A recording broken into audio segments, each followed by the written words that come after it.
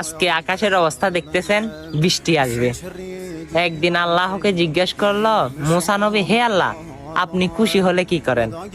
আমার আল্লাহ জবাব দে, হে মুসা কালিমুল্লাহ, আমি খুশি হলে একটু একটু বৃষ্টি নাজিল করি। তখন আবার জিজ্ঞেস করলো, হে আল্লাহ, এর থেকে বেশি খুশি হলে আপনি কি করেন?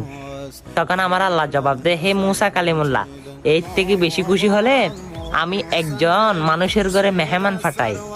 তখন আবার জিজ্ঞেস করে, হে আল্লাহ, এর থেকে বেশি খুশি হলে আপনি কি করেন? তখন আল্লাহ জবাব দে, হে মুসা, আমি একজন মানুষের ঘরে 3টা কন্যা সন্তান দান করি। সুবহানাল্লাহ। হ্যাঁ, আপনি তো এই সুন্দর আবহাওয়াতে সুন্দর একটা হাদিস শুনে ফেললেন।